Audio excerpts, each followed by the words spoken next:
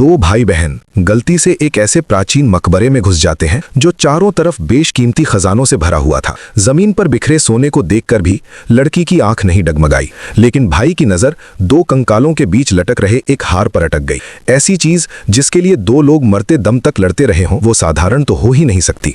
वो हार उठाने ही वाला था कि बहन घबराकर चिल्लाई, जुनी उसे वापस रख दो। वो बोली, यहाँ की हर चीज खून की बू देती है, एक छोटी सी गलती भी जान ले सकती है। लेकिन जैसे ही बहन वहां से मुड़ी, लालच पूरी तरह लड़के पर हावी हो गया। उसने झटके से हार खींचा और उसे अपनी छाती से लगा लिया। कंकालों में कोई हलचल नहीं हुई तो उसे तसल्ली हो गई और वो बाहर निकल गया। उसे जरा भी अंदाजा नहीं था कि उसके जाते ही दो खाली आंखों वाले सॉकेट उसकी पीठ को घूरने लगे। बाहर निकलने का रास्ता ढूंढते ढूंढते दोनों ने कब्र के अंदर पूरे 3.5 दिन बिता दिए और आखिरकार वे फिर उसी जगह लौट आए। लड़के की रीढ़ में सिहरन दौड़ गई। वो घबराकर हार वापस रखने ही वाला था कि देखा दोनों कंकाल गायब थे। तभी बाहर से बहन की दहशत भरी चीख सुनाई दी। सोचने का वक्त नहीं था। लड़के ने जमीन से एक विशाल तलवार उठाई और बाहर की ओर दौड़ा। मकबरे से बाहर निकलते ही जो दृश्य दिखा वो पत्थर बन गया। बहन चारों तरफ से कंकालों से घिरी हुई थी, लेकिन वो डरी नहीं। एक मुक्का, एक कंकाल, कुछ ही पलों में कई ढेर हो गए। भाई का हौसला बढ़ गया। उसने भी तलवार उठाई और कंकालों के बीच खून की एक राह बना दी। लेकिन तभी जब कंकाल फिर से घेरने लगे,